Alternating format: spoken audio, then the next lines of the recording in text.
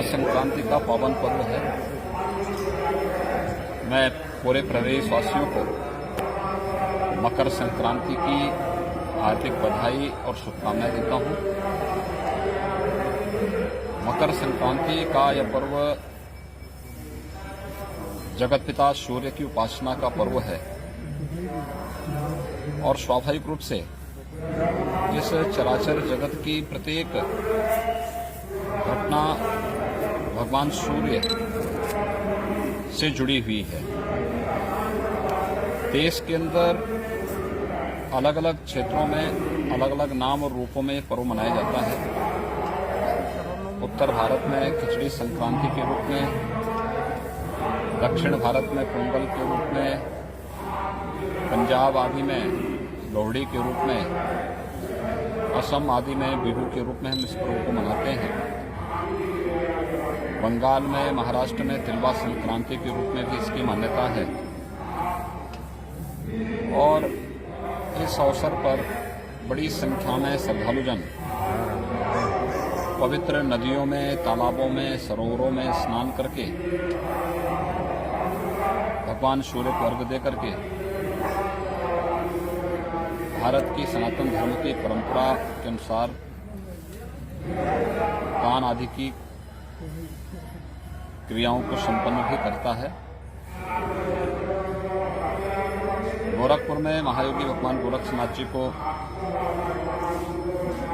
देश के अंदर से आने वाले लाखों श्रद्धालुओं के द्वारा आस्था की पवित्र खिचड़ी चढ़ाई जाती है और इसी निमित्त आज मकर संक्रांति के अवसर पर यहाँ पे लाखों की संख्या में श्रद्धालुजन आकर के अपनी इस परंपरागत आस्था को व्यक्त करने का कार्य यहाँ पे संपन्न कर रहे हैं। मेरा सौभाग्य है कि ब्रह्म मुहूर्त में अभी 4 बजे मंदिर में पूजा आदि की कार्यक्रम संपन्न होने के बाद भगवान गोरक्षनाथ जी को पवित्र आस्था की खिचड़ी चढ़ाने का सौभाग्य मुझे प्राप्त हुआ है। हजारों वर्षों की परंपरा है। इस परंपरा का निर्वहन आज यहाँ पे किया जा रहा है।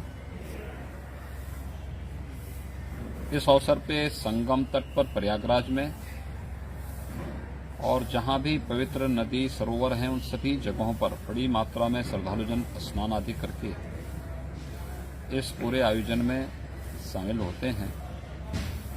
मकर संक्रांति के अवसर पर यहाँ पर श्रद्धालुजनों के लिए पूरी सुविधा और व्यवस्थाएं यहाँ पर पहले से ही तय की गई हैं। उसमें मंदिर प्रशासन की ओर से भी, जिला प्रशासन की ओर से भी पूरी व्यवस्था है जिससे किसी भी श्रद्धालु को किसी प्रकार की कोई दिक्कत न होने पाए और मकर संक्रांति का यह पर्व हम आनंददायक रूप से मना सकें।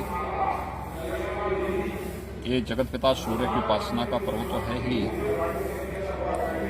ये बहुत सारे स्थानों पर किसानों की उमंग और उत्साह का पर्व भी के रूप में भी इसे मनाया जाता है। स्वाभाविक रूप से खिचड़ी का दान इस अवसर पर चढ़ाना इस बात को प्रदर्शित करता है कि हमारा जो अन्नदाता किसान है वह जब अपनी मेहनत से, अपने पुरुषार्थ से खेतों से अन्न उत्पन्न करता है तो त्वदीयमस्तु गोविंद तुभ्यमेव समर्पये के भाव के साथ अपने इष्ट को भी उसका दान स्वरूप देता है। दूसरा, खिचड़ी एक सुपाच्य भोज्य भी है। स्वाभाविक रूप से इस भीषण शीतलहरी के समय में जब व्यक्ति की पाचन क्रिया कहीं प्रभावित होती है तो खिचड़ी एक औषधि के रूप में भी वह व्यक्ति ले सकता है और आज यह कार्यक्रम यहाँ पर मकर संक्रांति के अवसर पर भगवान गोरक्षनाथ जी को आस्था की पवित्र खिचड़ी चढ़ाने के लिए जो लाखों की संख्या में श्रद्धालुजन आज आए हुए हैं उन सबको और पूरे प्रदेशवासियों को मैं मकर संक्रांति की हृदय से बधाई देता हूँ, अपनी शुभकामनाएं देता हूँ।